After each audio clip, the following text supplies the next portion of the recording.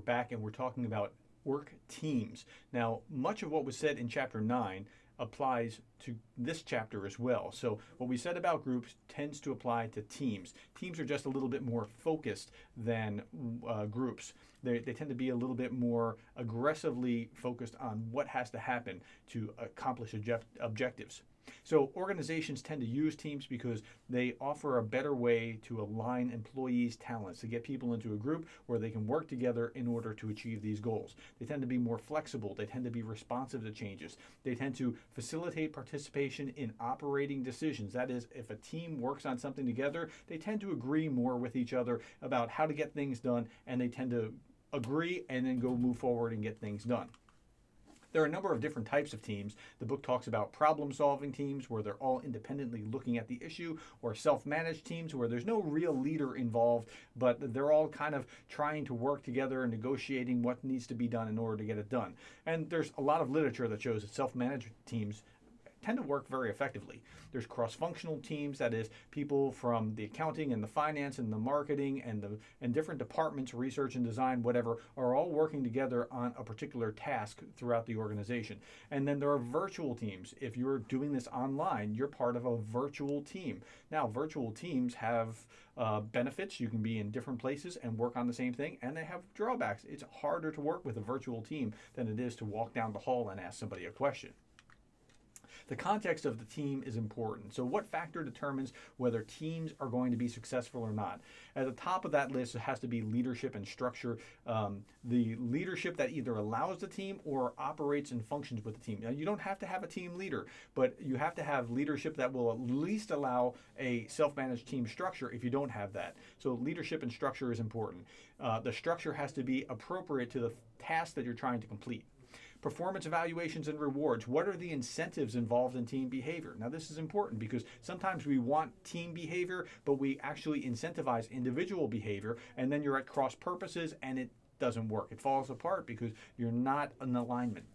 Adequate resources. This is huge. In my estimation, this is one of the biggest things that I have seen of why teams haven't been able to get things done, because we ask them to do something that takes this much effort and supply and resources, and then we equip them with that much. And when you do that, they can't get what they're trying to get done. They become demoralized, they become frustrated, and then it becomes there becomes a group norm where they're griping about management. And when that happens, you get this declining spiral.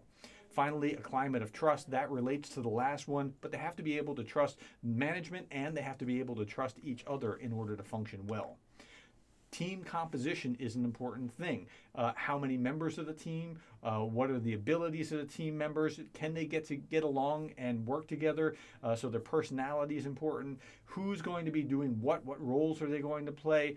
The diversity of the team. We talked about diversity in chapter 2. Now, diversity is an important concept because God is a God of diversity, right? So he is, if he has made as many flowers as he has, certainly he has given us different perspectives and ways of operating, and in a team environment, all of that comes out in full bloom, where we're seeing each other's taste and understanding of things and differences, and so you have to be able to operate with those with people that have different perspectives.